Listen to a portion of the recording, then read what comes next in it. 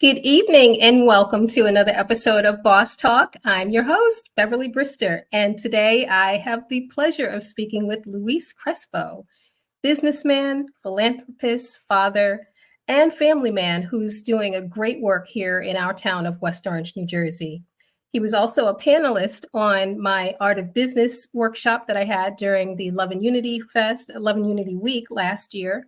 And he shared so many great insights then that I had to have him as part of my show. So please welcome to the stage, Luis Crespo. Hi, Luis. How are you? I'm well, Beverly. How you doing? Great, great. Thank you so much for being a part of this. Your wisdom, I just had to tap into it. So thank you for being a part of the show. Happy to help. Thanks for having us. Yes, yes. So let me dig right in. You have such a stellar 25-year career in the telecommunications consulting space. And I'd say you were top of your game when you were there. Can you share a little bit of your journey? Of course, yes. So I'm Luis Crespo. I currently run Uptown Ink and Thread, is a brick and mortar promotional products company in West Orange, New Jersey, as well as T Rico, which is a family-based brand online, but also some retail aspects in West Orange, New Jersey. I was born and raised in the Bronx, New York. Love my mom. She's down in Florida. She's a retired paralegal. My sister's down there. I have a sister in Randolph and in Rockaway. And my dad is down in Texas. He's a retired hotel manager. So I get a little bit of both from my parents. And I effectively moved to New Jersey for business. So when I was finished with school, I originally started out as a computer programmer. So heavy tech type things. And then over time, I morphed into more of a customer facing role as the business needed it. And over guys, it went from years to decades pretty quickly. I was a global head of marketing and sales. I opened Latin America for a company. And finally, my last role in corporate America was the head of revenue for a company. So a long journey, but it has really paved the way for the things that we're doing now in my current role. Wow, wow. It's you've done a lot, you've managed a lot, and you definitely have a lot of experience here to just bring to the table. And so I know that in 2016, you that was a bit of a pivotal year for you, where you kind of branched out a little bit. Can you talk about that? Yeah, so family's key for us. So now I live in West Orange with my wife of 20 plus years, Luz, and we have four wonderful children. Hunter is our daughter. She's doing her PhD at the new school in the city. And then we have three high schoolers. So my oldest is Cito, which is a young way of saying Luis. He's a tennis guy. We have Alex, who's the music guy, and we have Dylan, who's the thespian. So when I started building a family with my wife, the corporate world was fine. It was going great. But speaking of family, like my brother-in-law, Lin Manuel Miranda, he wrote Hamilton and In the Heights and Encanto and all types of projects related to music. The timing was good for kind of us to take a look at the family brand. So I had just finished my MBA at NYU, and he had caught fire. And in looking at the things that were important for us to protect, the name is one thing, and I began to see his name on fake merchandise, and even the worst thing was like fake charities. So I spoke with the family, and I said, okay, is this something that we want to get control of, because it's kind of taking a little bit of control us now. And it became important that I moved over to take it over. And I mean, the catalyst was, we were planning it, but the catalyst was the Pulse nightclub tragedy down in Florida, where the LGBTQ community was hit really hard. So the goal was, okay, let's launch, but it's not going to be about us. It's going to be about what we can raise for them. And that was the big Love is Love campaign that kind of Right. tied into his Tony speech. So Mhm. Love and Love was synonymous with what the family is trying to accomplish for those that need help. We raise, tens of thousands. They raise hundreds of thousands for these victims and their families, and we never look back. So that was the rocket that shot us out of there, and we thought, okay, cool. This has a soul. This is Mhm. something we can control for the most part, and let's find other ways for us to do good. Wow, wow. And definitely doing good and just really making a difference and just touching hearts and minds and just just being there for them in this way. And why is philanthropy so much a part of you and your family's business? Yeah, it's important. So, I mean, I consider myself a nice, caring person, but honestly, it's the family I married into. It was 99% the Miranda family. If you're going to work for the family, there are critical things you need to know, which is everybody works, everybody helps, Mm, and doing things for others is how we measure our success. And everybody in the family will agree that before Lin Manuel, there was Luis Miranda. So he spent decades working in the city as either government or mm, later as a consultant for helping the underserved. So minorities in areas where they weren't getting much attention. That was really what he based his family culture on. And we all kind of mm, stepped into that. Hey, coincidentally, he has a book. It's called Relentless. It's available in English and Spanish. It tells the story of him and kind of captures all this stuff. If people want to see more about it, I think it's like launching this week. And he's kind of like, I mean, he's got a little more PC in his silver years, but this is like a pit bull Puerto Rican that started with nothing and built things and really created a foundation of mm. values for the family that everybody, either blood or by marriage, picked up and ran with. So the man's rebuilt towns, he's educated the poor, and literally the things that he's done and we've done collectively have saved thousands of lives for people. Wow, wow. And I do appreciate and love the whole like being able to help and not just be here and make a profit, but making a difference in people's lives and helping them in different ways and just philanthropy is big. It's big for me too. So Yeah, I of can course. definitely appreciate the work that your family's doing and you also. And in particular, I know that you're doing quite a bit of work, philanthropy work, and helping out here in the town of West Orange. So, Yeah. can you talk about how T Rico and Uptown Printing has made a difference here in our town? Yeah, so I mean, why not start with the Love and Unity Fest that you folks have taken on and Carl have taken on? That is an important example of what T Rico was and is to a certain extent, but more at a macro level. Mm, The causes that we have championed are critical, but the ability to kind of take Uptown as the latest venture that we did and connect directly to the community allows us to really have you come in and talk to me. I mean, it all started a conversation when Carl came in that one day. right, right. So our ability to support, whether it's government, religious, social causes, is really what the T Rico brand is about. And Uptown is allowed us to make it completely about the people that come in and not necessarily what T Rico is doing. It's what are those organizations trying to accomplish? What good are they looking to do? And how Mhm. can we be a small part in really making people have that happen for them? Yes, yes. Yeah. And the products that you put out are quality. I can attest to it. Like our Love and Unity shirts, like they haven't faded, they haven't stretched That's or great. Yeah, ripped or good any to of know. that. Yeah. Like it's solid work. And Thank you. speaking of that, what are some of the products beyond t-shirts that you provide? Yes, so the products that we provide are promotional products. So in the T Rico world, everything Lin Manuel is up there if you wanted to really fan and really go after the things that are important to him and the family. So we've had designs that have been kind of behind the causes that we've supported. So they have been designs for climate change. We mentioned the LGBTQ community. We mentioned the need to support Black and Brown. There was an Asian campaign that was critical during COVID. Mhm, Broadway is huge for us when they were impacted by COVID. And then the women's right to choose. So it can't be understated that, behind every strong man, so there's a strong woman behind me. My wife controls all the things, period, right? That are important for her to control. But also behind Luis is Dr. Luz Towns Miranda. So she's on the Planned Parenthood board.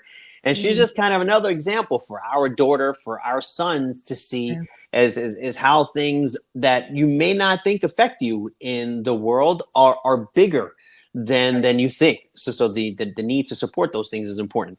So to specifically answer your question, we've done everything from candles to chocolates to the dog and pony thing you expect with t-shirts. We've done saddles. We've done all different types of hats. But really what I tell the people that come in here to kind of use as their approach is less, what do you guys do?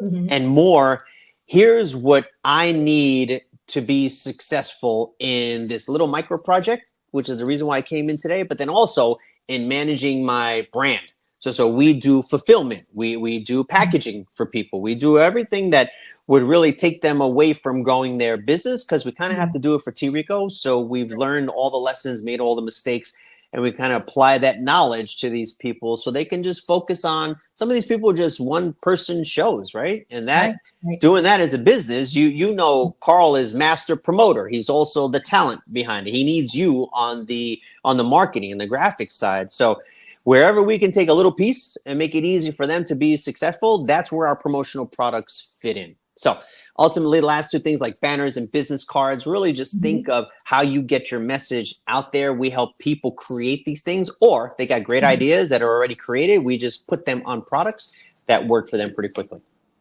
Wonderful. And let's just show everyone just some examples of work that you've done for some of the folks in the town. And right now we're showing merchandise, but again, you mentioned the litany of so many other promotional products and items that you provide, which are great.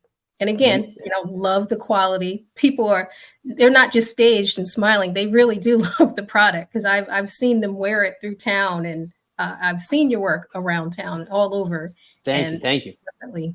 That's what these are measurements of our success. So in the beginning of building the business, I put up a mug with your design here, or a jacket with your design here, or Swedish fish with your design here.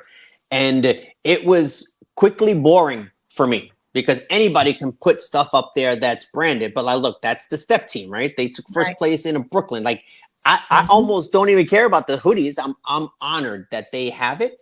But I know inside their hearts, they know that they look sharp wearing these things. And maybe it's a little part of what makes them so incredible. So for me, my collection, like if you ever come to the store, we're at 33 Harrison in West Orange, you'll see a customer showcase display of what we've done for sure. But it's really the success and the joy that they get from the little things that we put into their lives. Like for me, that is how I'm coded. That's what really makes me excited about work. Wow. And it definitely comes through in your work. And every time that I come to your shop, or even if I talk or email with you, I can feel the love coming through every time. Thank you. Yeah. And it's definitely in your products, and it's in your people that work there too. Like everyone from the door all the way back. It's just, and again, I'm not just saying this. Truly, you all have to check him out.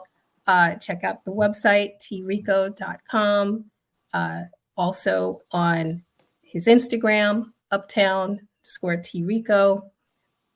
Give him a call also to place your order and check out his additional pieces of his merchandise, because it's quality, but it's done with love and it lasts. So that is just all that you provide through your work and through your philanthropy and the town. It's very much appreciated. And I love to give flowers when people are here to receive them. So read it, and thank you so much for that. And I'm so glad that you shared this and that everyone else can get a chance to experience it as well. Great. My final thank yous go to the town, who has been incredibly supportive on the Downtown Alliance Board, and even the government around here has dispelled the "you can't get stuff done" type rumor that may permeate. The second thing is Nicole and Harry. Those are my two people in the shop who have great stories of their own, super talented, but really hard workers because everybody says it's hard to find people. I'm blessed. And then the family that is supportive when they don't see me until 10 o'clock, 11 o'clock at night, and I leave before they get up. So those three things, I couldn't do it without them, honestly. Right, right, absolutely. And with all your wisdom and knowledge and everything that you've had from both the corporate world, philanthropy, and doing, you're being an entrepreneur, what I know there's wisdom that you can share with others that are possibly wanting to go down this road of either opening up a business, starting a retail brick and mortar, or any type of way that they want to step out from their comfort zone. What are at least 3 boss tips that you can share with them? All right, I gave this some thought. So you will usually hear, follow your dreams. You will usually hear, don't give up. You will usually hear, talk to your peeps. For me, the 3 things that I went through that worked for me, so maybe work with some people. The first thing was I gleaned and asked people in my circle, hey, what do you think I'm good at? Because you will hear, whether it's friends, families, mentors, like teachers or people that you work with, or old people that you know from back in the day, they'll have a good sense of the things that you're good at. Some will say, hey, you're good in front of a crowd. They will say, hey, you're good with analyzing a problem. So that will give you some data to say, all right, this is what the world's view of my internal coding is. So that's good data. Because the second thing will be, if you didn't get paid, so the first thing, right? Ask people around you what they think your strengths are. And you will also learn what your weaknesses are because they won't mention them as strengths, right? They won't say you're funny if you're not funny. Some people just aren't funny. The second thing is you ignore the first thing and say, okay, if I wasn't getting paid, what would I do? And that is a good way for you to say, if I pick a particular career, am I going to feel like I'm only doing it for the money? But if there's something like I would read all the time, or I would be outside all the time, or I would go to events all the time, I would network with people all the time, that gives you the second piece. The first thing is like your assets and your strengths. The second thing is like the mini passion for you. So be honest with yourself to say, if you hate numbers, you hate numbers. You recognize you're going to do things and get somebody to do the numbers for you. You're going to have to figure that thing out. So the third thing is the obvious, oversimplified overlap. So if you think you're good at standing in front of a crowd and other people, you feel like they enjoy you in front of a crowd, then you're in a position to really deliver the message yourself for whatever brand you're representing. If they say you're a good leader, and you think you like to take control of things, but you're not averse to really dealing with people because there's drama in dealing with people. So telling people what to do is not leadership, right? Dealing with your weakest team member and kind of strengthening their ability to communicate and making their weakness your weakness until it's solved, like that's leadership. If you're cool with that and people say that you're good in managing things, then you've got a path over there. This is completely separate from all the skills where you have to learn accounting or you have to learn music or you have to learn programming. Your skills are going to be something you can pick up through education. It's really the things that drive you passionately. And like I work more now than I ever worked in the past. I'm here from 8 to 9 to 10, and the day flies by because my passions are genuinely, I didn't do anything to learn this skill. My passions have genuinely been when people come in, I want to hear their story. I want to hear what they're trying to accomplish with whatever project that we're working on. And my success is going to be when they've succeeded at that goal, not when I've given them a pile of t-shirts and 50 mugs. That is too transactional for me. But the pictures that you saw where people are generally happy because now they feel like they've represented themselves and they're more proud and they're more strong out there. Like that's a win for me. So when you're thinking about a career choice or you're thinking about going into business, what is something, because maybe you won't make money at the beginning. You should think about something where if I'm not making money, am I still going to have a good time with this? And if you got some overlap from the top skills to the things that you're passionate about and you're lucky, then you should be in a pretty good position to dive into something new or strengthen something within the same. Maybe you just want to change a role within your organization, right? Show no fear and just be honest with yourself, because you are just going to be more miserable down the road if you're dishonest with yourself. Right. Okay, Right. those are my 3. Wow, it's a lot. Those are major boss tips. Definitely. Thank you. If anyone missed it, they can always go back and replay that. Those are huge, huge. Thank you so much. And again, let's just share with the audience where they can find you online and if they wanted to place an order. So your Instagram Is on there, right? There. You can visit the website, trico.com. And if you happen to be in the West Orange area or coming to the West Orange area, you can visit their shop here Yeah, do on that. Harrison Avenue in West Free Orange. tours. Yes, get a tour or give them a call and they can arrange something with you.